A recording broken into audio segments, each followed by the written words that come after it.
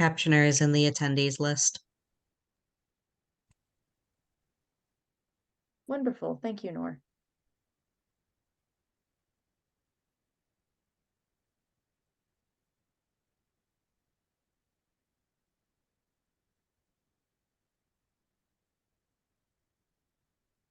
Just let me know when we're good to go. Let me go ahead and just assign our captioner. Thank you, everyone who has come in for being patient.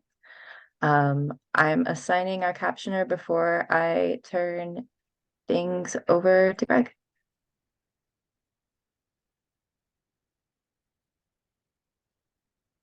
Okay. Welcome everyone to our panel discussion today. Keeping the promise, the settings rule, and securing it into institutions. With me today are Eric Carlson from Justice and Aging, Esther Warwick from the Arc of King County, Max Burrows from Green Mountain Self Advocates, and Courtney Johnson. I will turn things over to them all to introduce themselves further, and then we can get started. I have a few questions about home and community-based services, the settings rule, and where we are and where we're going.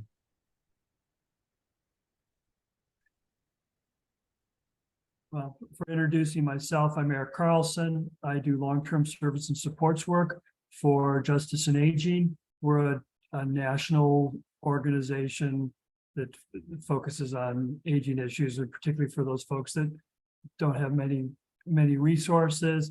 And disclaimer, I don't do any direct services, so I'll have to defer to some other folks on how things are playing out on the ground. I want to be honest as to where my expertise is and where it isn't.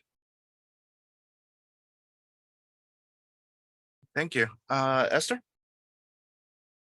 Yeah, so my name's Esther. I use she, her pronouns. I'm based in Washington State. I was a facilitator for the Shut Them Down Coalition, which is a coalition of people with disabilities, self-advocates, organizations, and also some other IDD advocacy organizations.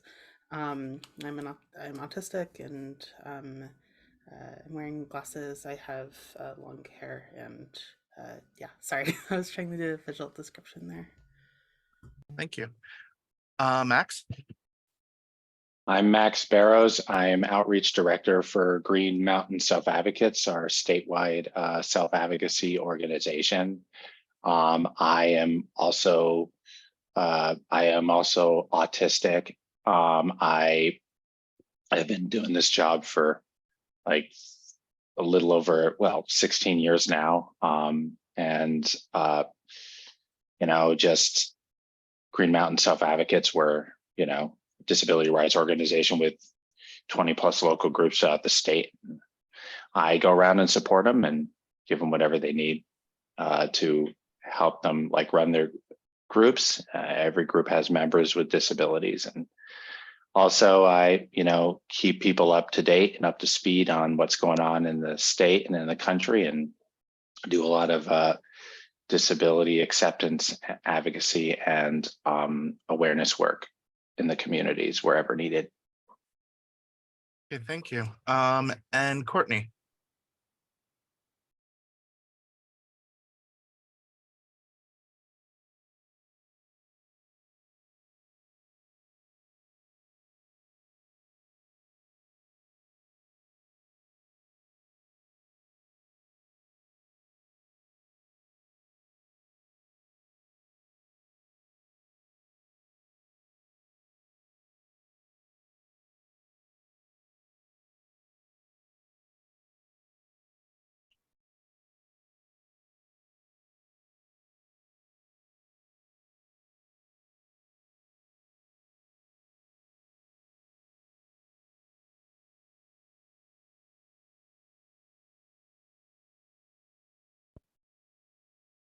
Hello, everyone. My name is Courtney, and I'm delighted to be here. I am autistic and a recipient of home and community-based services, which are life-changing for me. I am also a member of Tennessee State Council on Developmental Disabilities. As a heads up, I use this device to communicate. This is an AAC device, which stands for Augmentative and Alternative Communication. I can't guarantee it will pronounce everything correctly, but feel free to laugh if it doesn't. Thank you. So I wanted to start out sort of going with an overview of what the HCBS Settings Rule is, why it's so important to the autistic community as well as the wider disability community. So this is a question for the whole panel, so we can go continue in this order. Eric, you can start us off, and we can sort of go through this. Sure, thanks, Greg. The settings rules of federal regulation that just became effective at a practical level in March of this year. The idea of the settings regulation is that home and community-based services should really be home and community-based. That that you shouldn't have home and community-based money being used to pay for situations that are quasi-institutional, right? The services have to live up to their billing as community-based. So the regulations have requirements that include, for example, integration with the community, privacy, autonomy, and then also some more specific detailed provisions that apply specifically to residential settings, assisted living facilities, group homes, situations where the Medicaid HCBS provider of services owns or controls the residential building where people live. And there, the requirements include the ability of folks to have locked doors for privacy, access to food at any time, access to visitors at any time, and also one other, among the other things, is an eviction protection that says people have to have at least the protections from eviction that they would have under the state's landlord-tenant law, so that they would have if they were a tenant in an apartment building, for example. Okay, thank you. Esther, did you want to add to that? And I think anything in the settings rule that you want to highlight or that you think is especially important to the community? Yeah, so like this is really important, especially to us in the autistic community, because there's a lot of push, oftentimes from parent groups, to create these so-called intentional communities, which are really resembling old cottage-style institutions, such as Rainier State School in Washington State, these sprawling rural campuses type situations. These are not community settings, right? These are institutions. And there was, at one point, I believe, a push from some of these farmsteads to try to get community-based services. They're still honestly trying to say that they're a community because it's a quote-unquote intentional community.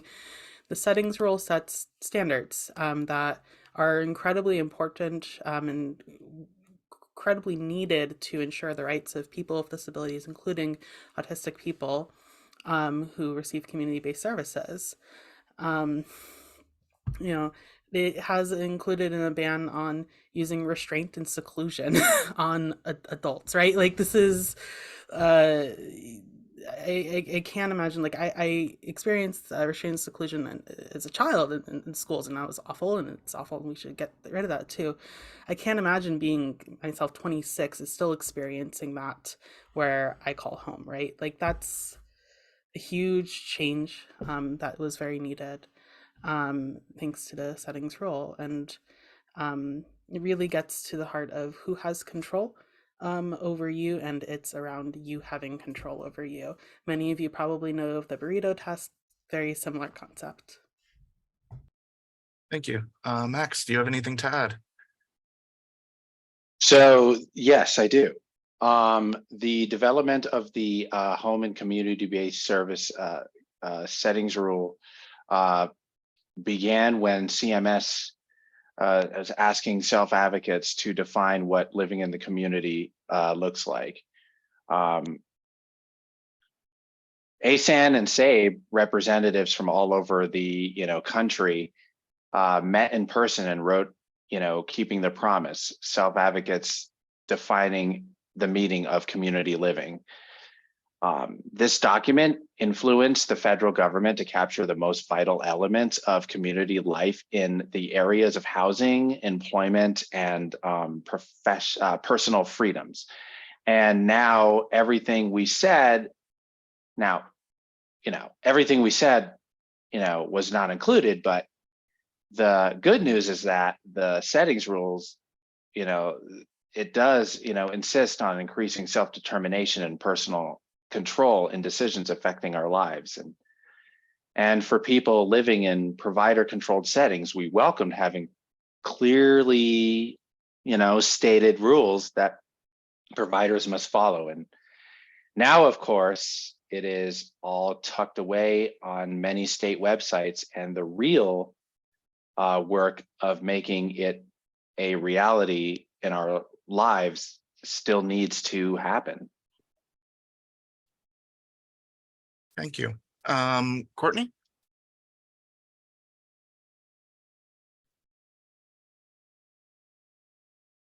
The settings rule essentially reinforces the notion that we belong in the community. Historically, people like us were forced into institutions and hidden away. Seeing someone with a disability in public wasn't common, and the idea of us autistics having control of our own lives was even less of an option. The rule is important because having more concrete definitions and expectations makes it more likely for people to follow it. It doesn't always happen, but it's a good first step. The focus on autonomy is incredibly important for our quality of life and well-being. Thank you. So I think, as Eric, as you mentioned, the settings rule went into effect March of this past year. And I think the next question I have is really focused on what we've seen. How has the settings rule affected disabled people since its implementation earlier this year? And what improvements have people been able to see in their communities? So I think part of this is also asking, what have we seen in the communities? What improvements has the settings rule produced so far?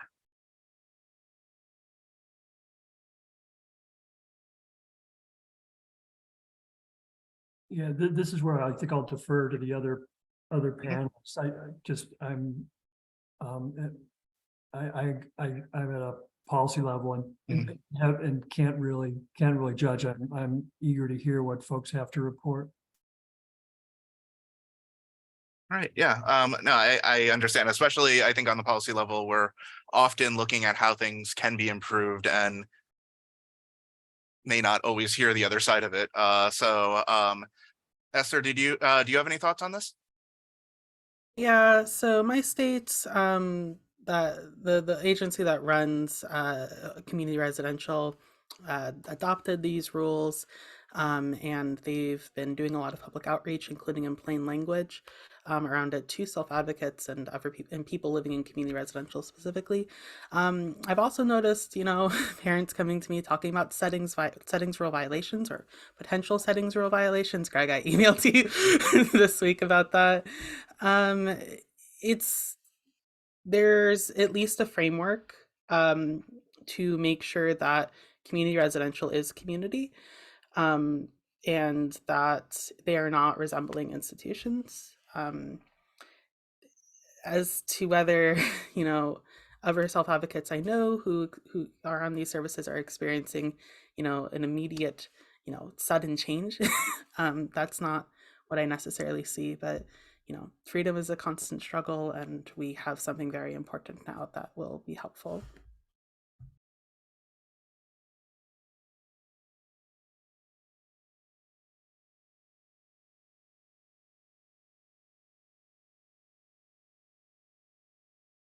mean, I can jump in with opinion here. I want to follow up on something that Max said, talking about making it real. And I think following up what Esther said as well, that it's not like, oh, this became effective and everything got better. And it doesn't work that way, as we all know. So I do think that the real work starts now.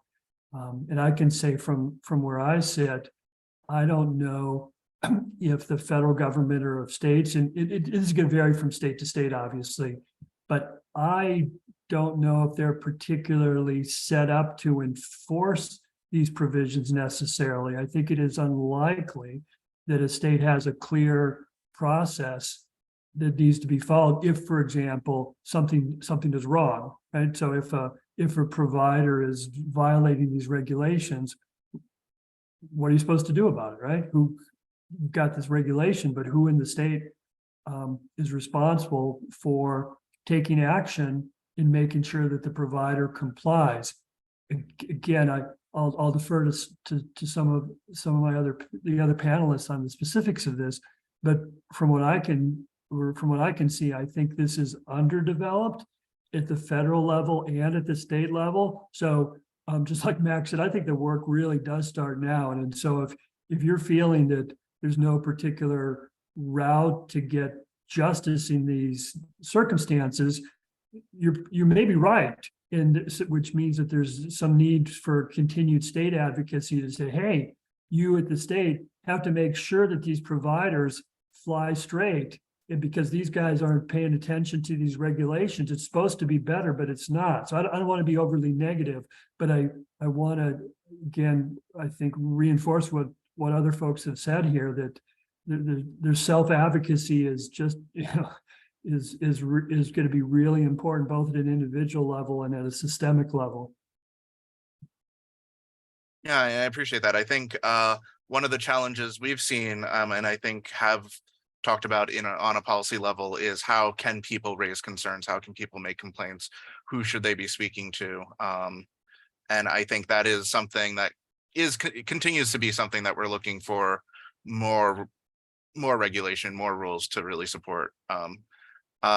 Max, did you have anything to include here? Anything that you've seen on the ground?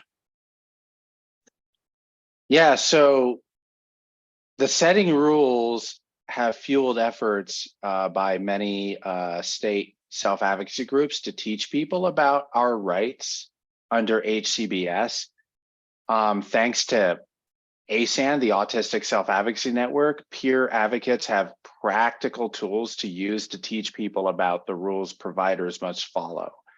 Once again, we have learned that we cannot wait for state workers or providers to share the information. Going forward, we must demand accountability and have real ways for us to give direct feedback to CMS. Self-advocacy organizations play a vital role in giving feedback on all issues covered by the settings rule. Unfortunately, we have had some experiences where with some experiences we've had with some family groups and some disability groups who are reluctant to enforce all of the settings rules. For example, like there are efforts to ignore rules on having access to food at any time, or having visitors at any time, and having privacy when visiting with guests. And ableism is a way of life in our service system, and it takes more than CMS creating settings rules for the people in our lives to truly presume competence.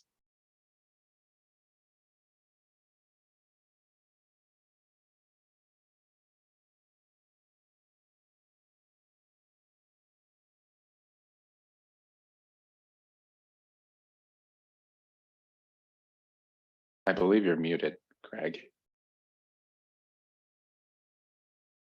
I was saying thank you. And Courtney, if you have anything to add.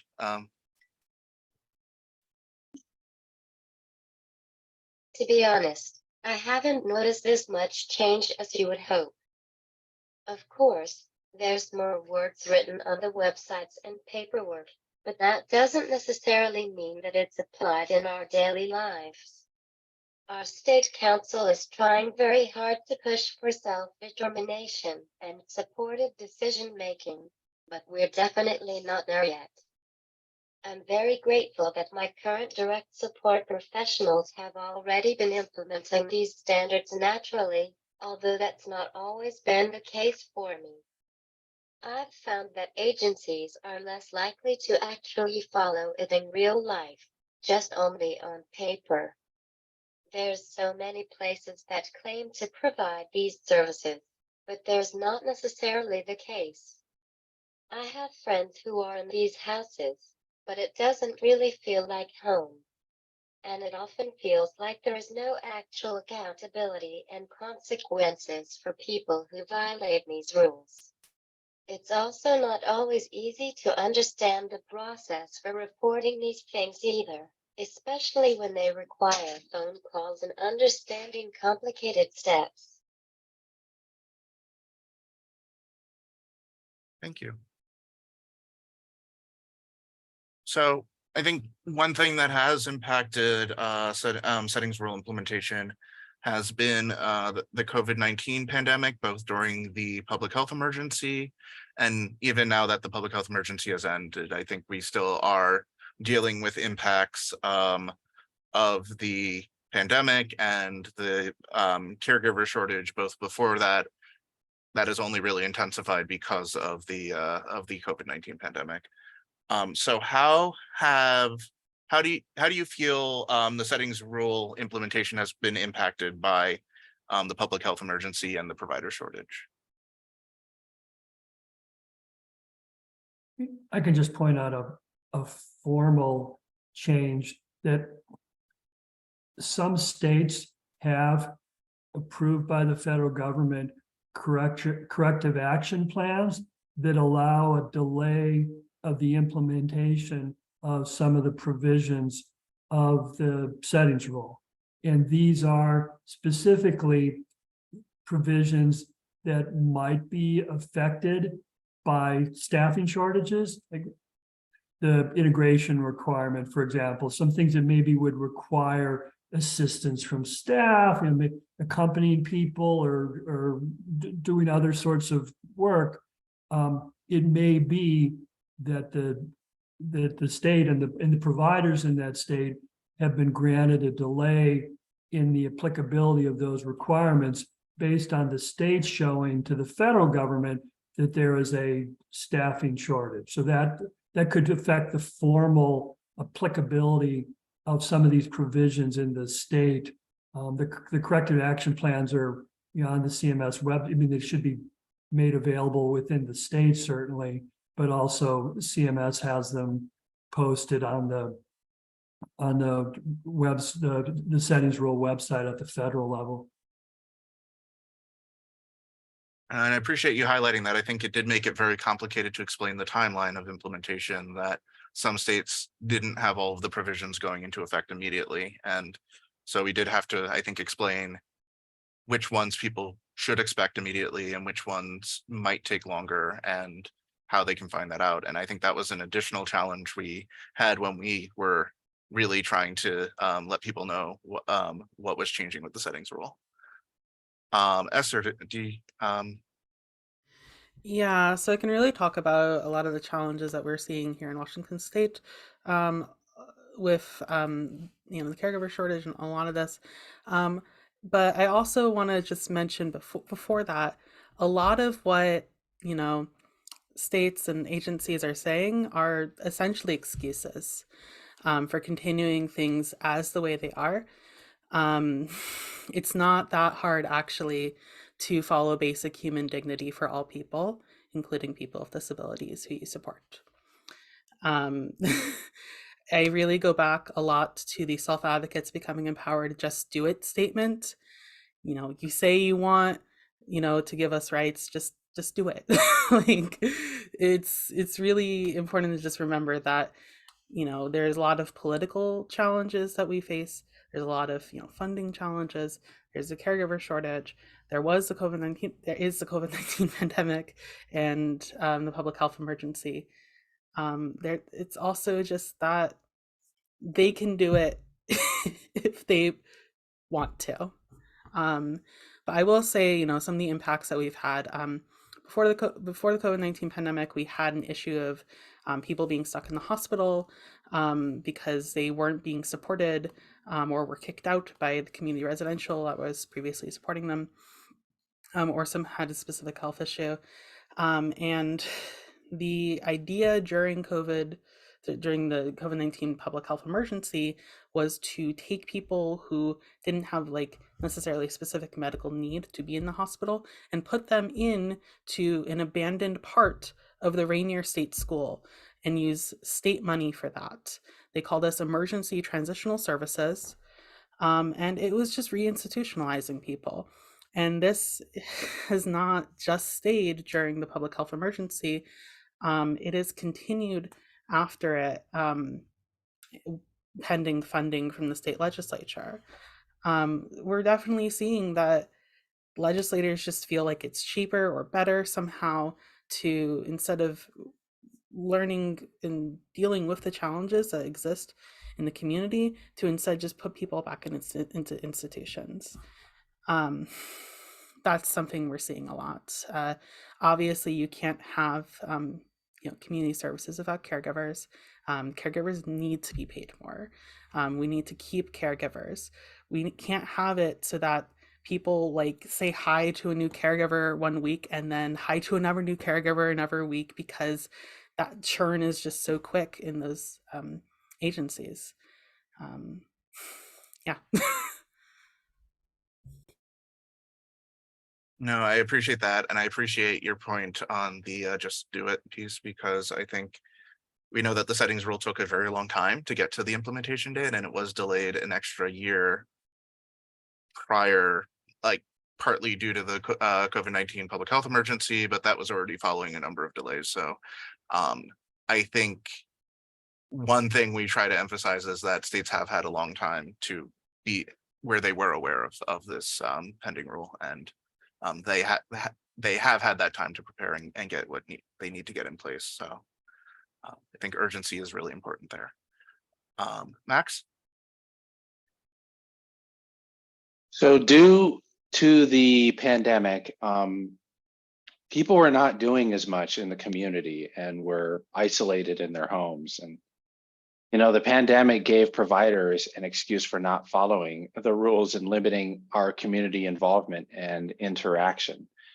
On a personal note, due to staffing shortages and the pandemic, I was without support for over a year, and it was a bunch of crisis in one for me. There was very little communication. I felt ignored and forgotten, and I had to reach out and ask what's going on. Providers are, dealing with high turnover rates and as much as 40% vacancy rates. The focus is on, getting staff. Providers are focused on teaching new staff about health and safety issues, but many have put training about HCBS rules on the back burner. With staff constantly, changing, it feels like you can never catch up with basic staff training, and it ends up in an endless cycle. Supporting a person in a way that provides opportunities for growth and self-determination is based on respect.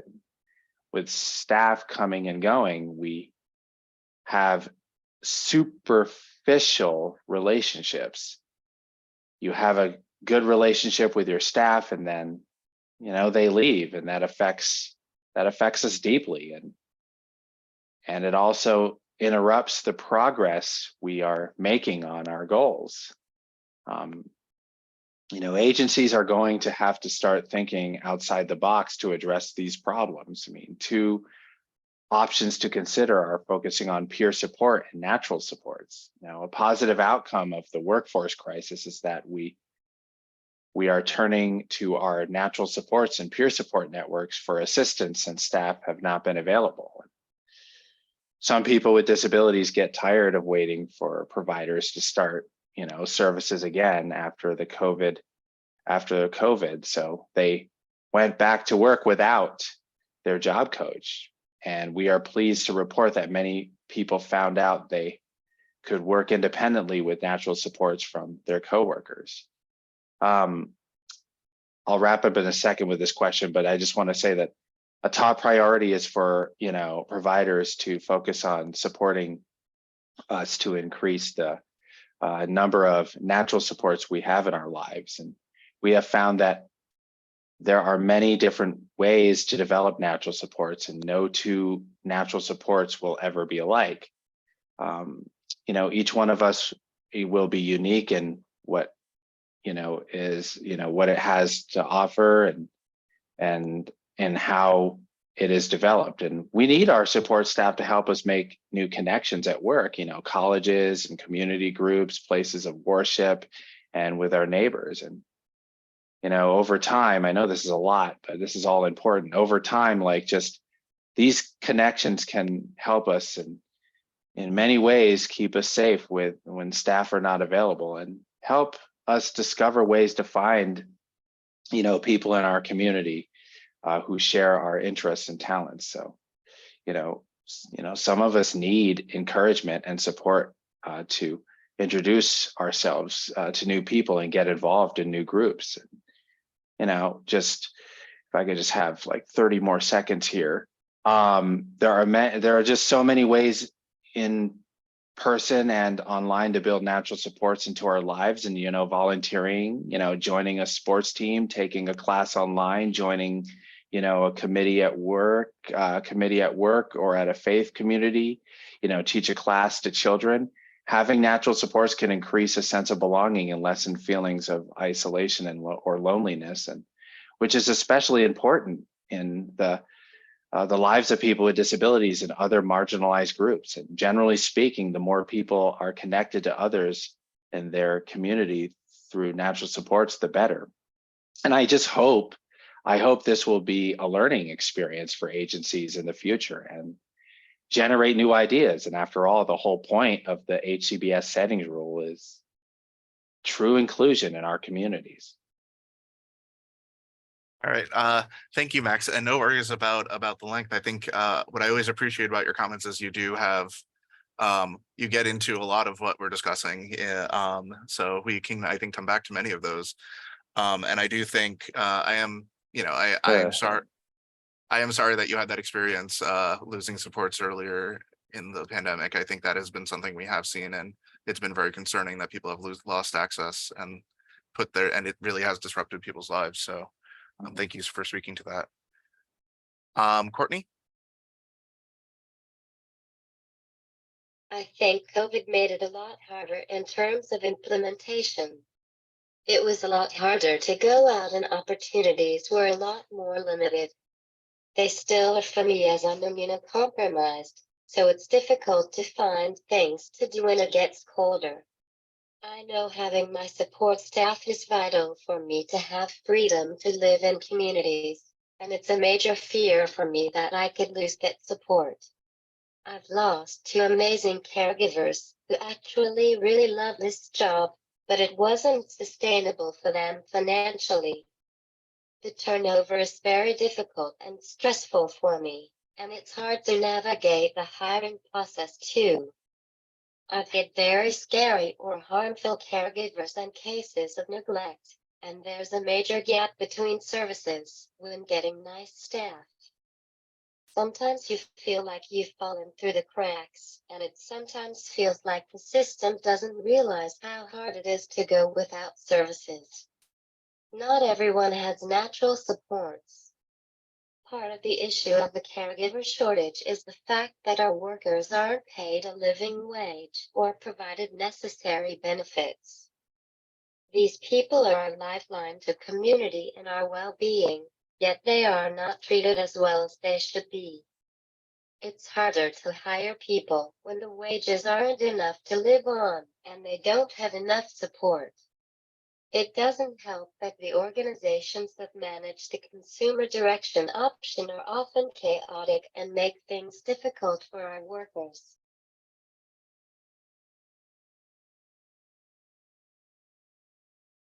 Thank you. So turning to the wider disability rights movement, how can lessons from the fight for the settings rule impact and inform future advocacy and future policy changes that support the needs of our communities? And I think we talked about a few of the other pieces of supporting us in the community that really need that sort of policy improvement, but I think we can just continue to talk about other broader changes that we need and how this fight can impact those.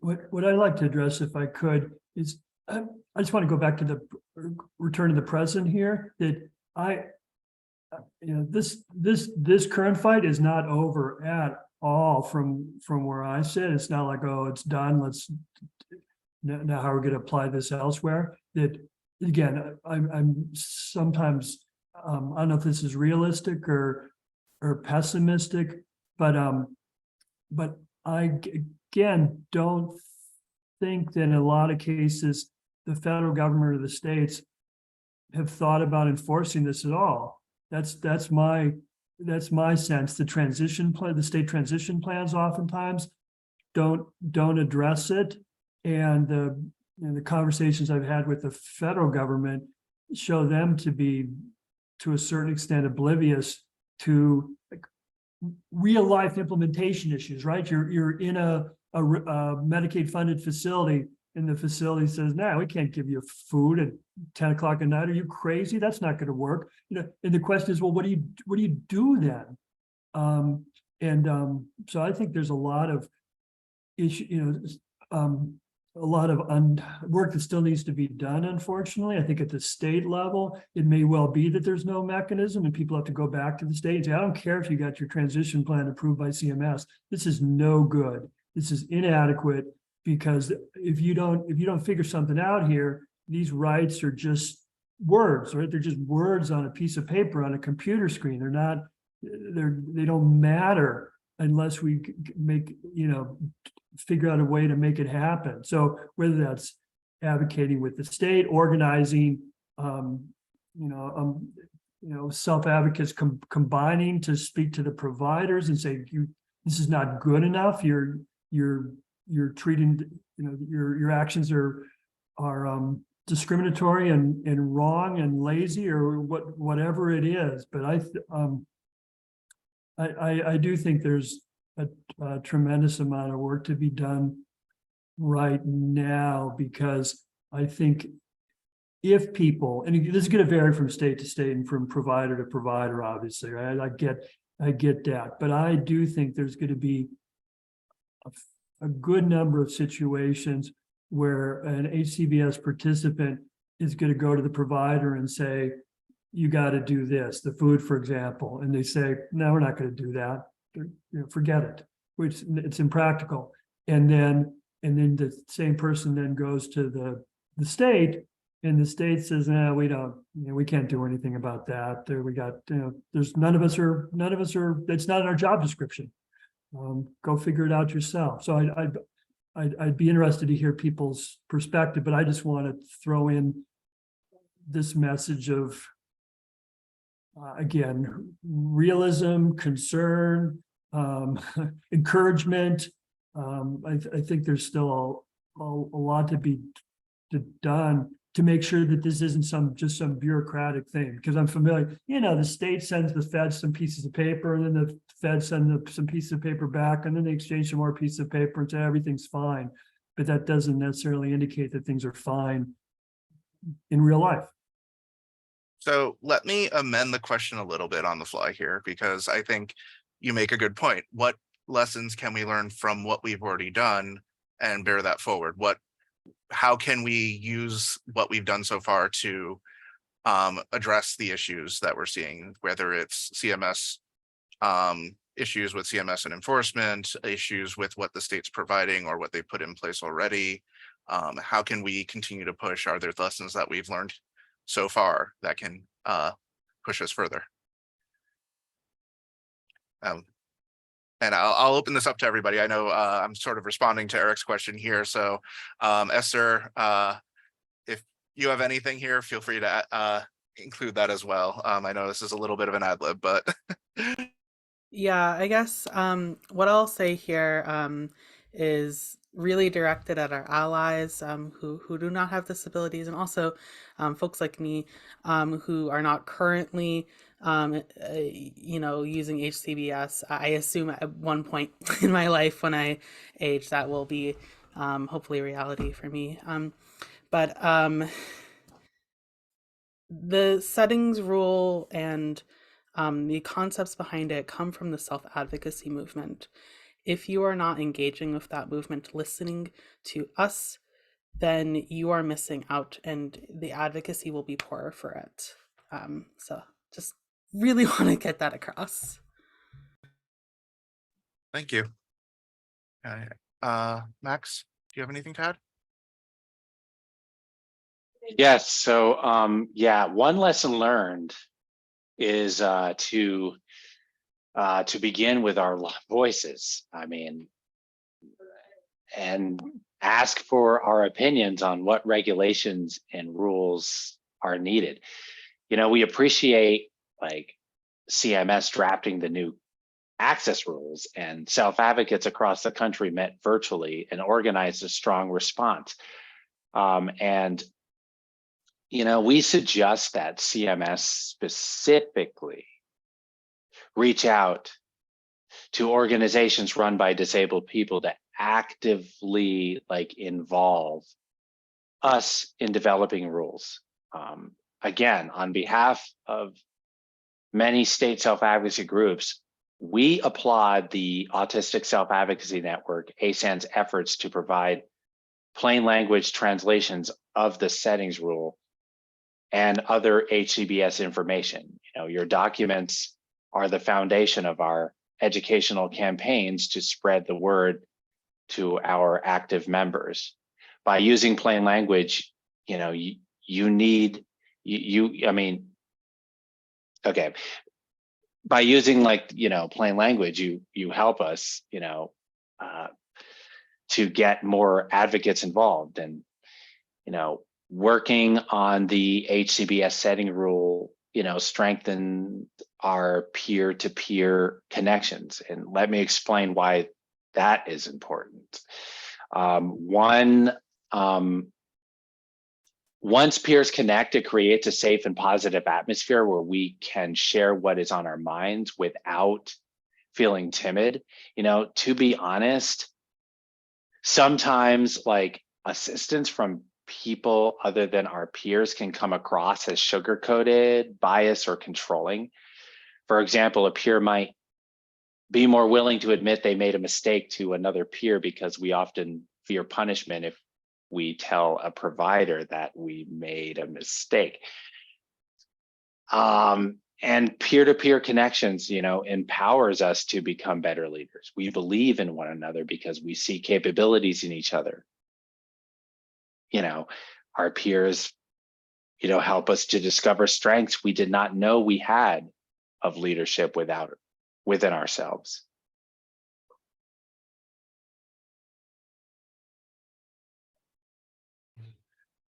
Thank you, Courtney.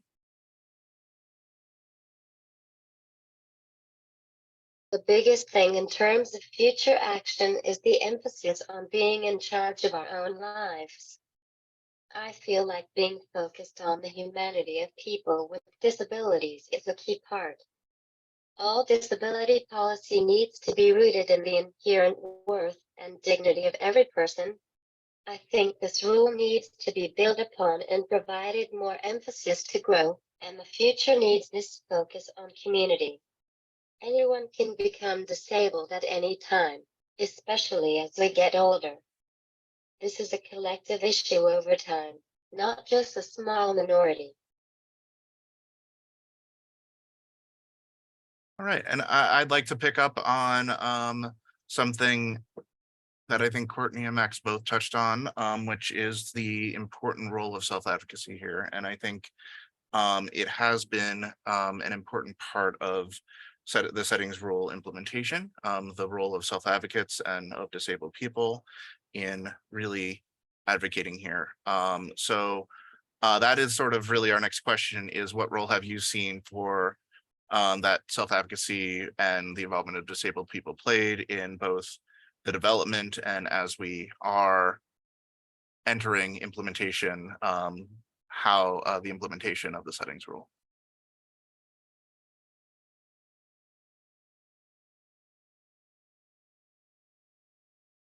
I'll just make an observation that I think the work of the disability community and the focus on this opened up a whole new area within the federal regulations that there's really nothing like the settings rule in the federal regulations right now, which is one of the reasons why enforcement is so murky, because there's not an existing enforcement mechanism. But like on the facility side, there are no other standards. There are no other regulatory standards really for residential facilities or for non-residential, for residential providers and for non-residential providers. And there's, compared to some of the other like nursing facility standards or things like that, there's lots of specifics about what you need to do to comply with federal law and to be funded under Medicaid and Medicare.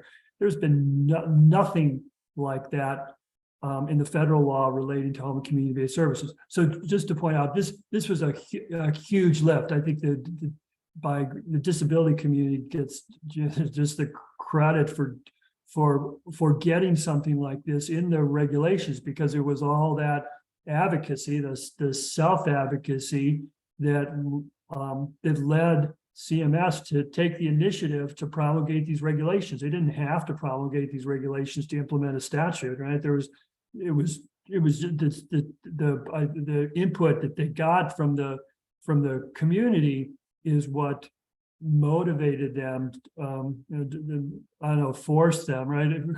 Encouraged them, gave them the impetus to do this, which is again a unique thing, and I think reflects well upon the messaging and the advocacy that folks have done.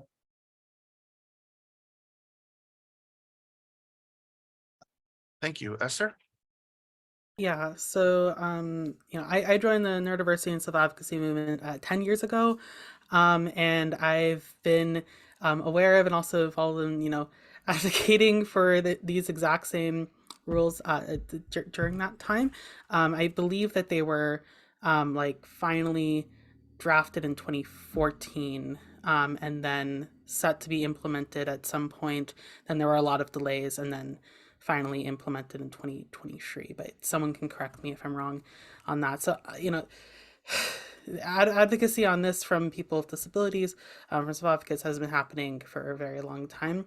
But honestly, in implementation and in really all other aspects of how IDD policy is done in my state, self-advocates keep getting sidelined and not allowed to have the proper voice that we need in our in policy, and I really call on the DSHS and DDA to change that, no matter how many nice messages they send to the self-advocacy groups. But I also recognize the power we have collectively to force our voice into that discussion. So yeah, hope that answers it well. Thank you. Max? So we did not learn about this from providers. We learned from the Autistic Self-Advocacy Network, ASAN. We learned it through our connection to peers and peer organizations. We taught each other, and it shows how we rely on each other for support if need be. This process of informing the HCBS rules strengthened our own self-advocacy and peer connections. And this is a strong example of why, if you want ideas about settings rules, involve us. So that way, you know, we are able to understand the rules and, you know, have a voice in making them. You know, you can't just throw out rules and not include us. I mean, we all have experiences in the system that taught us what we need. We are also a good teaching mechanism for the system. You know, we know personally what works and what does not work because we live in the system. You know, I am one of those people. You know, if the system involves us more, it tells us what we, you know, it tells us what we are, you know, that, you know, it really just, you know, it's a benefit because it tells us that we are listened to and that we matter and we both benefit. And so that's how I see it. And that's how, you know, I see it from the eyes of, you know, self-advocates and people that are in the system. Thank you. Courtney? Sorry if I seem distracted. I have a cat who is very annoyed that I'm not giving him my undivided attention. Self-advocacy is so important for this room. From the Olmsted Supreme Court decision to the 504, there's so many examples of self-advocate-led movements.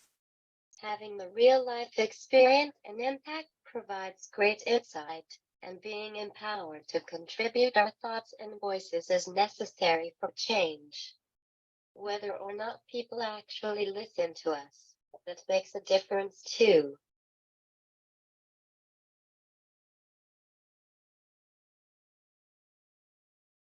I have an attention-starved cat as well, so I really I appreciate that challenge. So I'm going to close out with our last question, and then I know that we have a number of questions from the audience, so I hope we can get to those. This is a big picture question. Beyond the current settings rule and its current impact, what's your vision, overall vision of the long-term future of services and supports under the settings rule and whatever else we need to build to make it work? And what can we do to continue to work towards that vision?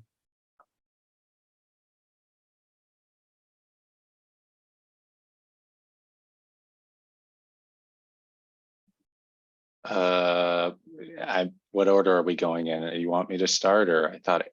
Oh, yeah, sure. If we want to mix it up, Max, you can start if you want to start. Well, I just, all right, I can. You know, the idea that the federal government has rules, you know, has been an important lesson for self-advocates to learn. We are constantly, you know, reinforcing the fact that, you know, the money from the federal government has rules attached. If providers want the money, they have to follow the rules. So often providers are still focused on debating whether or not a rule still should exist. And quite honestly, this distraction is annoying. The rules were approved in 2014, and today's conversation needs to be about accountability. Today, independent self-advocacy groups are a vital source of information that is free of conflicts of interest.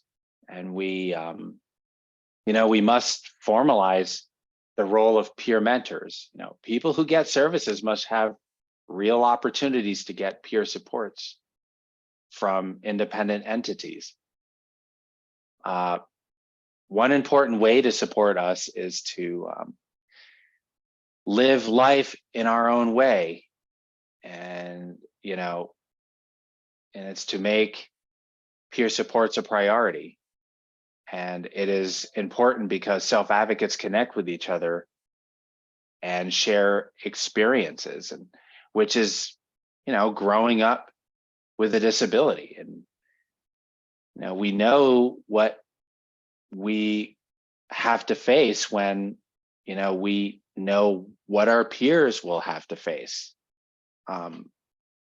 You know, I want to, you know, for years, the mental health system has recognized, respected, and funded peer support. The field of developmental disability services needs to include funding peer support as part of our country's response to provide information and support that is, you know, free of conflicts of interest and honors our rights embedded in the HCBS Settings Rule.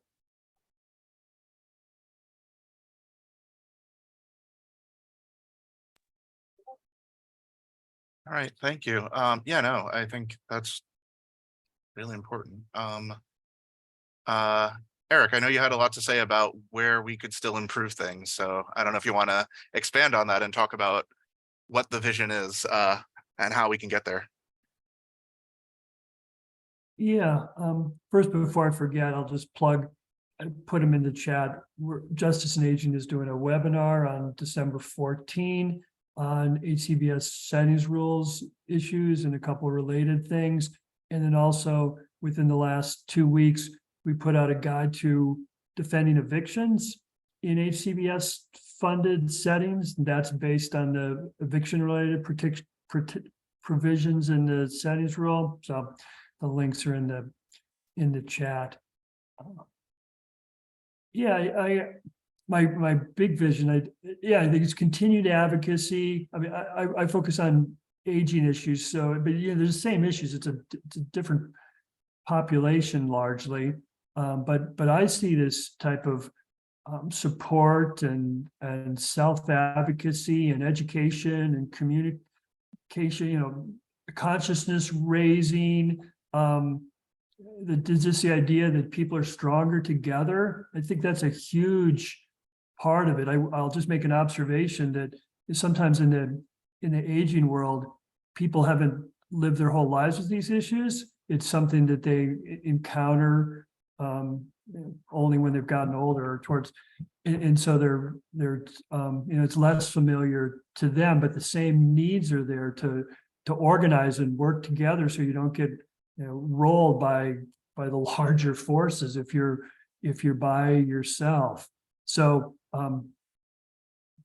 getting back to the settings rule, those are the big, I think things are, I've done a lot of emphasis on that in my own work, a lot of educational work. I do think a lot of it is being able to combine together and to let government agencies and businesses know that that you're not to be trifled with, and that you're going to make certain demands and you won't accept being overlooked.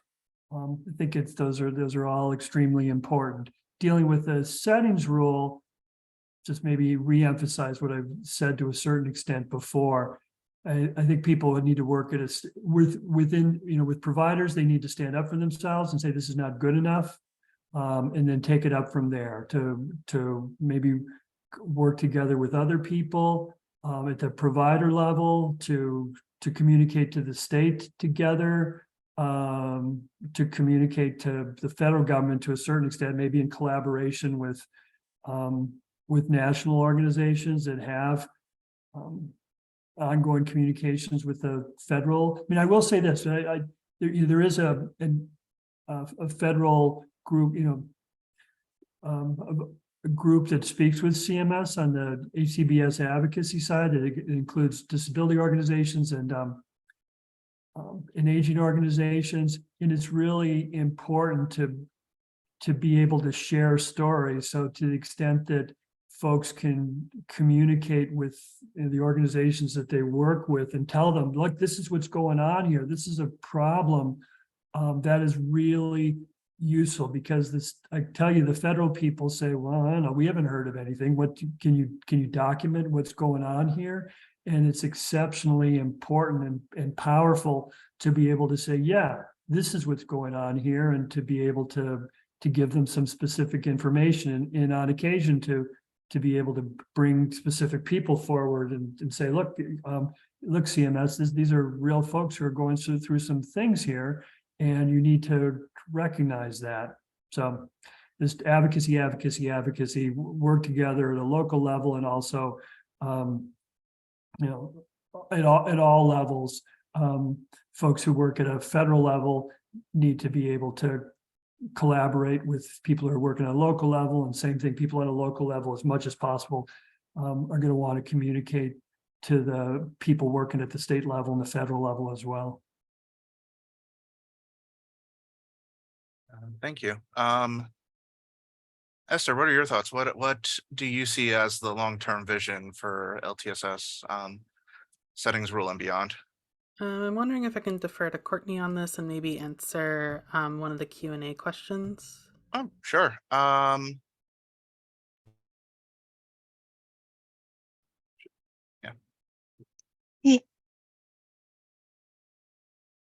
I think my hope is that we can feel both included and as if we belong in our society.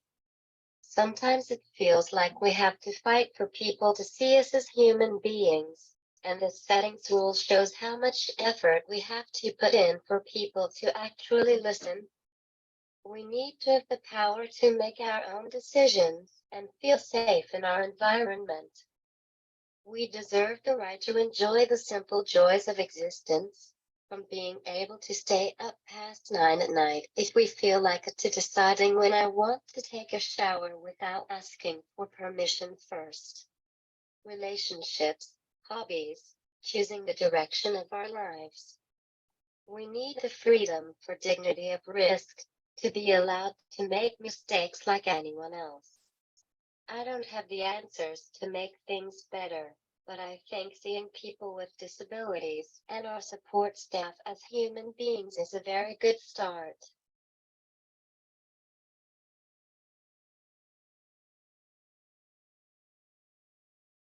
Thank you. I think so. We do have a few questions that came in. I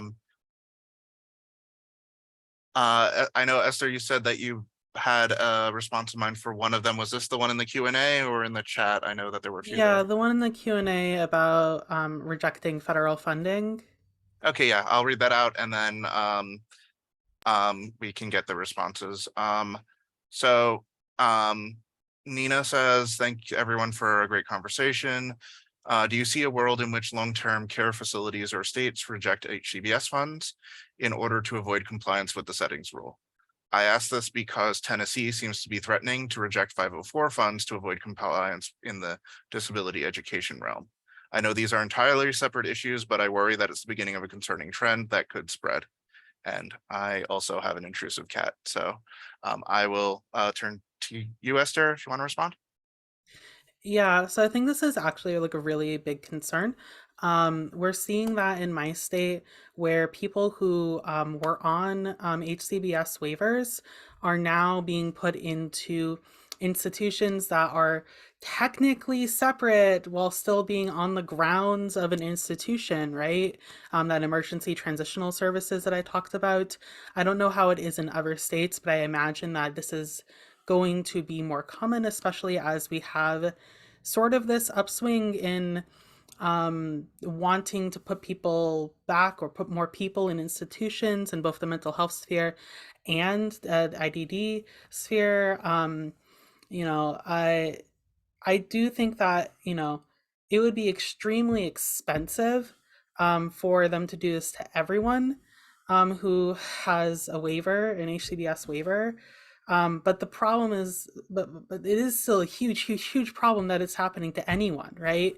I see a lot of these intentional community ideas being put forth in my state where it's unclear where they're going to get funding from. And it sounds like they may be lobbying for state dollars, dollars that could be going to the community and not institutions that are rebranded. This is something we have to be vigilant on. It is something that might fly under the radar. It's something where they may say, we're going to increase funding generally, but you have to accept that some people have to live in institutions, and that's not acceptable. It is all of us or none of us, right? Like, we have to have solidarity with every single person in our community. We cannot accept institutionalization for anyone. So I really thank you for bringing that up, seeing that connection between 504 funds and the attack on disabled students and disability education. Did anyone else have anything to add to that question? I know this is Eric, go ahead. Yeah. Yeah, I'll say that you hear that kind of response frequently from providers when requirements are imposed upon them. They say, well, you can't do that. If you do this, that, or the other thing, we'll just walk.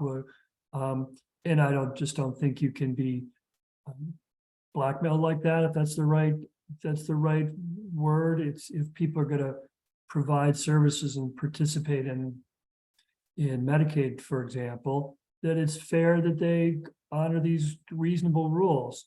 And if they don't, if they really want to leave, you say, well, good riddance. Don't let the door hit you on the way out.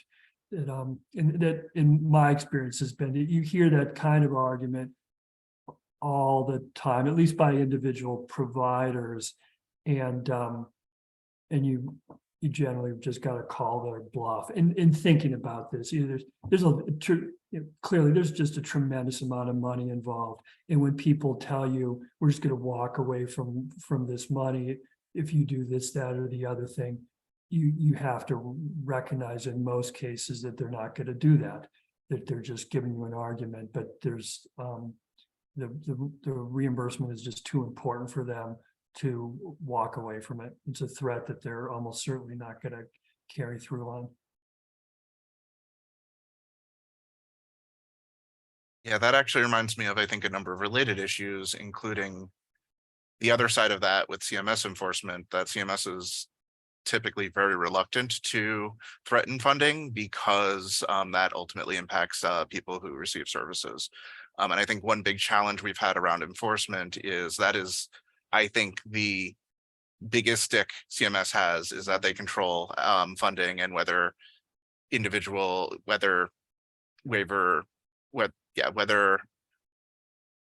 providers or waivers get funded at all. But it's one that they're very reluctant to use because of the impact that has on the human level, I think.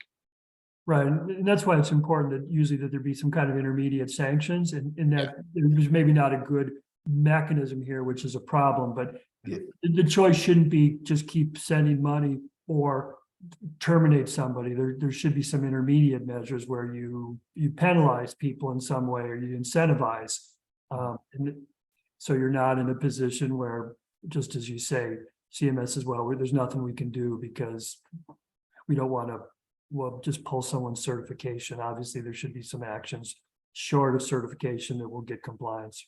Mm-hmm. And I think the other thing, I know as you brought this up, I think this is also the other side of it, is that we are seeing these models crop up where there's not a clear funding mechanism. They aren't community, they are clearly quasi-institutional and are currently often privately funded. And it almost seems to be an effort to create a pool of need to lobby for additional funding for those models, which I think is a concerning phenomenon, is sort of the other side counterpoint to this question of threatening to refuse funds, but I think is sort of the threat of creating a pool of need and then demanding the funding for it. So I just wanted to sort of add that context to that, because I do think it's a very related, almost complementary issue to that concern. So I think the other question I saw, and I think this was kind of a two-part, so I'm going to work it together, if that's accurate, was there was a question about request to talk more about community versus the community versus institutions, and how folks see that in terms of self-determination and control, and how that interacts with people, different levels of support needs that people have. How can we support people's ability to really control their environment when there may be different levels of support that are needed? I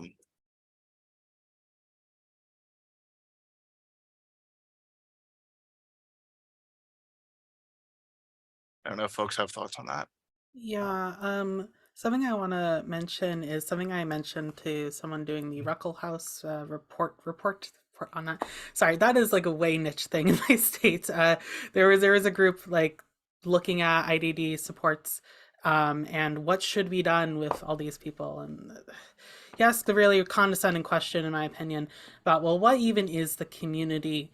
And what I'll say here is that there are things that can be community with, not having complete control over people's lives, and not, trying to. Sorry, I'll let people explain like how that happens, like in supposed community settings that like resemble institutions because of how they're run. But there's things that can never be a community, and those are structurally impossible to be community, such as cottage style institutions, or like institutions even in urban areas like the Willowbrook. Like there's things that can never be community, and that really needs to get through to people who claim to advocate for us, and say, well, someone has to go somewhere.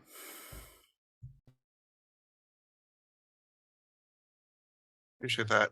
Does anybody else want to respond to that at all?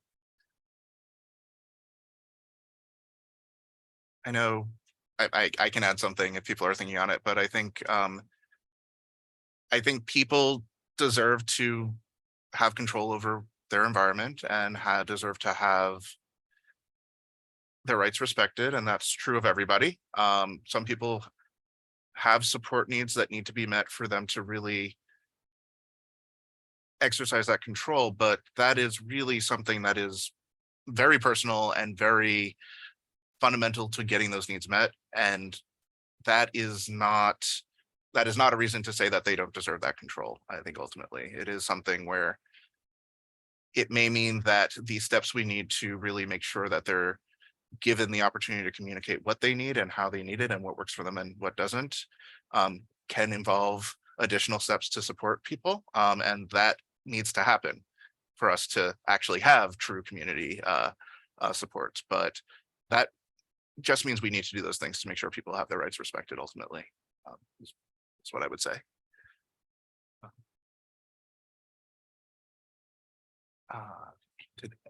So I will pause here, and if anyone has any responses to any of the questions that have been asked so far, feel free to jump in, but I will also pause for any additional questions that people have, if there was anything else people wanted to ask in our last few minutes. You can also open the floor if anyone else has anything to add to the conversation we've had today among our panelists.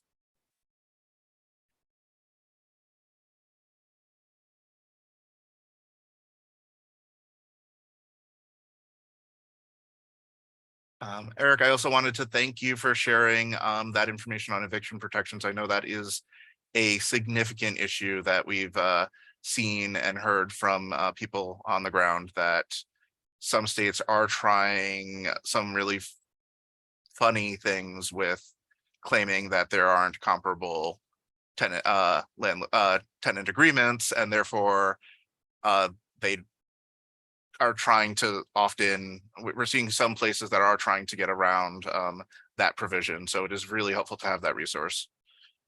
Yeah, I mean, I'll say, and that's among the things we're going to discuss on this webinar on the 14th of December, that if people find themselves in these situations, again, don't necessarily assume that the state has sorted it out. Just because the federal government has approved the transition plan doesn't mean that the person, that they're in compliance, that the protections available to that person are comparable to what they would get under landlord-tenant law.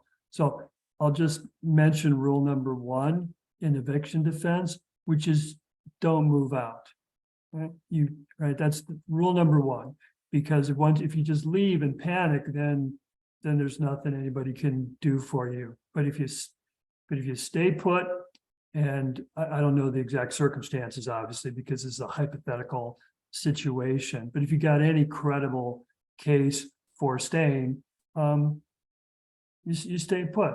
And if somebody says, but it gets a little harder to speak in specifics beyond that, because there's a lot of differences rather. But in general, stay put and try as much as you can to put the burden back on the state or back on the provider. And if something's suggested as a mechanism that seems to be inadequate and not in compliance with the federal standards, because it's not comparable to what you get under landlord-tenant, point it out and say that you're entitled to something comparable, and that you don't consider whatever this alternative is satisfactory. So just be really strong. Again, don't move out. And maybe rule number 2 is if it doesn't make sense, don't assume that the problem is with you, that you can't fathom it for some reason. It may be that the system doesn't make sense, and that the state hasn't crossed their T's or dotted their I's and figured it out. So if there's a rule number 2 is maybe trust your instincts. If it's wrong, it doesn't mean that you can't process it. It just means that something is wrong. Thank you. I did see one more question in the chat. Are there examples of models or work being led by people with disabilities that you'd like to amplify? This is a very broad question, but if there's work that's being done right now that anyone wants to call attention to or amplify, I think that's actually a really great way to close this out. So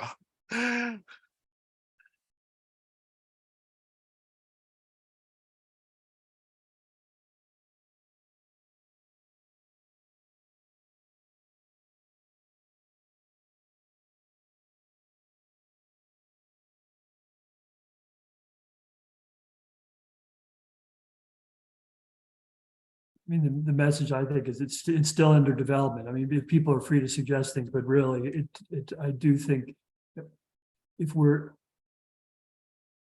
figuring it out, that this regulation, I mean, everybody's figuring it out, right? People on the ground are figuring it out, and now is the time to organize. So maybe if we had a webinar a year from now, we'd be able to talk about models and, projects being led by persons with disabilities. My sense is it's still new. People are looking around and saying, "Oh, this is real now," right? Is maybe, as Esther pointed out, this was in development forever. The regulation was passed in 2014. That's right, and then it was 9 years. So it just seemed like forever. It just seemed to be something that would never become effective. It would just keep churning around with continual delays, and then finally here it is, and it's actually effective.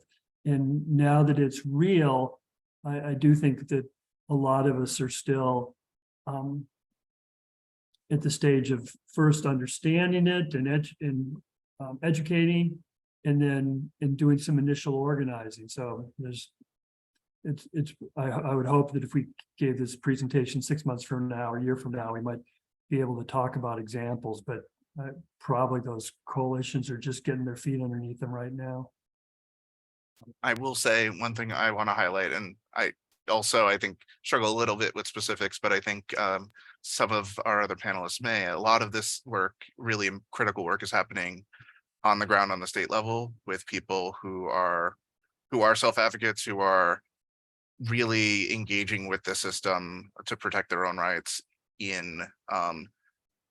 on a day-to-day basis. Those are the folks who really know are seeing what's happening, are seeing where states aren't living up to what they need, and they're the ones who are sounding the alarm for us to advocate on the federal level. So we really value those folks in the states and on the ground who are really the ones setting the lead for us to follow in terms of where we are seeing problems and what we need to be focusing on. So I really appreciate those folks for really guiding our work. So Yeah, this question a little bit confuses me, but I'll try and answer as best I can. So you talk about models a lot and in the question, and I think that's oftentimes the wrong framing, because the answer doesn't come from finding a particular model or a particular program that's supposed to work for everyone. It's about respecting the rights of the people receiving services and actually doing that, right? Like, we have decades of experience knowing what the answer is, and people just aren't listening, and people just aren't doing it. I mean, one thing that I do a lot sometimes is read older disability rights literature that's informed or written by the self-advocacy movement. There is a something called Supporting People with Severe Reputations in the Community, written in 1993, before I was born, just by the way. And that is a wonderful and progressive document to this day. Very unfortunately, we've known what to do, and we've known that we just need to support people and not take away their rights and their self-determination. And, you know, when I am in self-advocacy spaces, this is just repeated repeatedly, right? So, sorry, I don't know if I can be more specific than that, but I'll yield my time.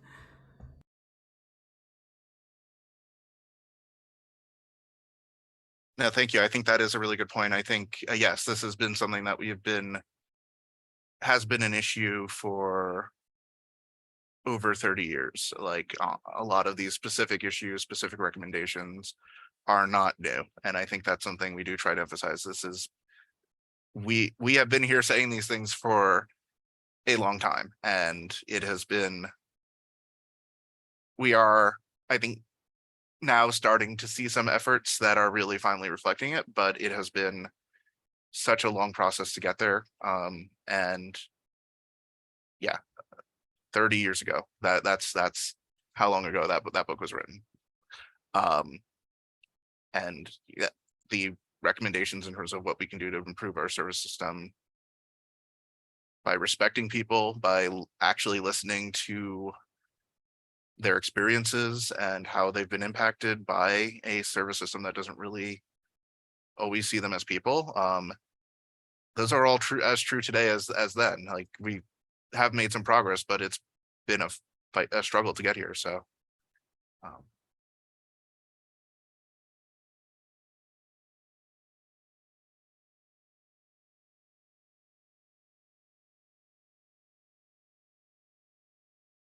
Eric, I see you're off mute. Did you have something to add here? No, I just failed to put myself on mute. Okay. So is that John O'Brien or Herb Lovett? I'm not sure what that was in reference to. To somebody else?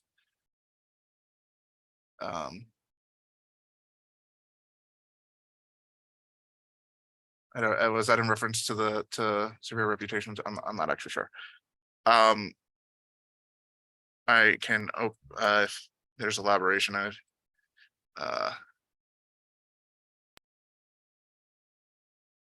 Yep. The authors are Small and Harrison for severe reputations, if anyone's looking that up.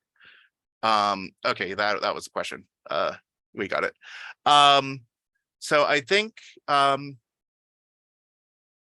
we can really close out. I do want to give people an opportunity for any final comments or thoughts as we're closing out, but I do want to thank everyone for joining today and for participating in this really great conversation. I think we do still have a lot of work to do. I think that was very clear from the conversation, but this is an important step. It's really important that advocates continue to keep folks' feet to the fire and keep really fighting to make this a reality.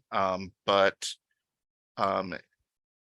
this is a step, and this is work that will continue, but a really exciting opportunity to make sure we can protect people's rights. So I'll let folks close out if they want to have anything else to add.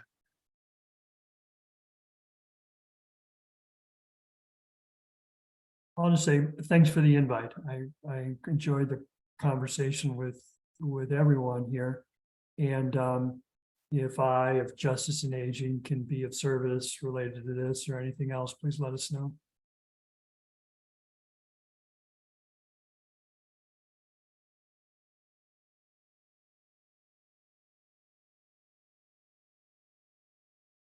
All right, any other closing remarks?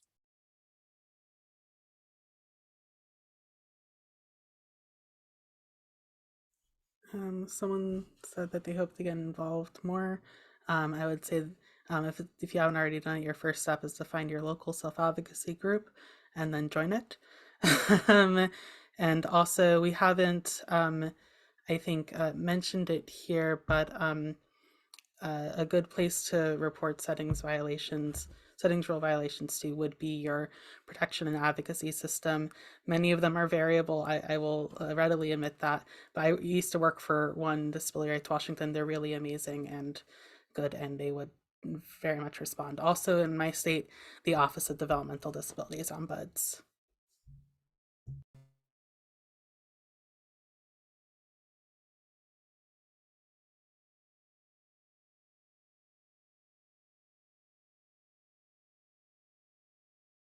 I do see another question from chat directed, I think, at staff on whether the link shared in the chat can be emailed.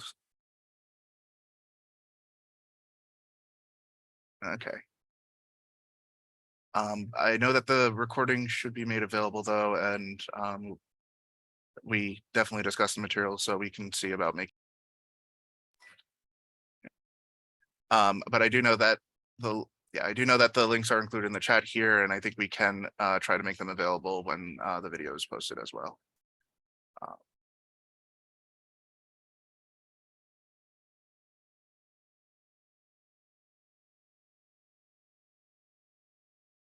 All right. So I think that that's it. Thank you again for everybody who joined. This has been a really great conversation. I really do appreciate everyone for sharing their perspectives and on this really critical and momentous issue. So again, we have a lot of work to do, but it's really great that we're here and doing this. So